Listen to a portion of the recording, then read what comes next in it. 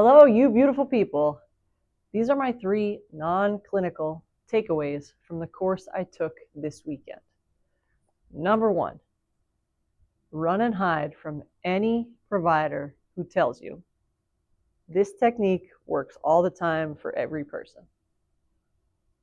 Doesn't. Because everybody's different.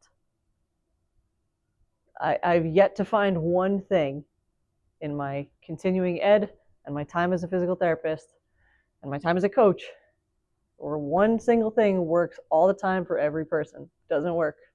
A lot of things work a lot of times for a lot of people, but run and hide if you come across a provider whose like only philosophy is like, this is all I ever do with all my people because it always works for them. I would run and hide. I would run the other direction, right? That's the first thing. Number 2, energy is everything. I work by myself here, and I've have colleagues who are awesome and friends who are awesome and wonderful people. But I don't get a lot of other clinical interaction in this orthopedic type of setting until I go to courses like this. And my goodness, it is eye-opening. It is a great reminder of why I started here. Because there was a woman, God bless her. She was very nice. She was very friendly. Oh boy, she was a lot of energy. She was a lot of what I like to call, and there's a term for it, it's called catastrophizing. Okay, the type of person who like you get a paper cut and they're like, oh my God, it's bleeding. It's a paper cut. It's gonna bleed. You know, it's just, it doesn't match my energy. God bless people who are like that. I got no judgment towards them. But man, I was going to do different movements, or I was watching someone else do a movement, and I'm listening to her just like exude this like, whew, like negative energy. That's all I can describe it as. And I was really uncomfortable with it. I was really uncomfortable with it. And I did a lot to protect my own energy and my own thoughts, my own learning, and my own feelings, because she was a lot. So just know that there are all types of providers out there. And if you find one that you are compatible with and simpatico with, run with it. And if not, there are plenty of other options out there for you. And the last thing I'm going to say, my non-clinical takeaway, is that there is so much nuance.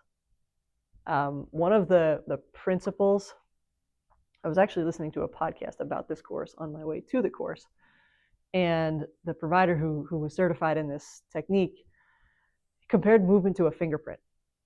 And I loved that, because it is. And it made me think about when I was little, if I was in the basement or upstairs and I could hear someone coming up the stairs, I knew who it was. I knew if it was mom, dad, my sister, or either of my 2 brothers, or like one of my brother's friends, right? Like that's not someone in my family. I recognize the footsteps. And I bet you everybody has a similar story like that. Movement is a fingerprint. And everybody has their own history with it and their own meaning behind it and towards it. And we have to be respectful of that as clinicians. I know this was the non-clinical side of things, but you also need to understand that as consumers of healthcare and of physical training or personal training or whatever you decide to pursue, there's nuance. And I'm learning that too with this interaction of people online. It's like, I can't make a blanket statement. If I do, it's by mistake. Like, everybody's different. I don't know if you're paraplegic. I don't know if you got a history of a stroke. I don't know if you had a toe amputated. I don't know.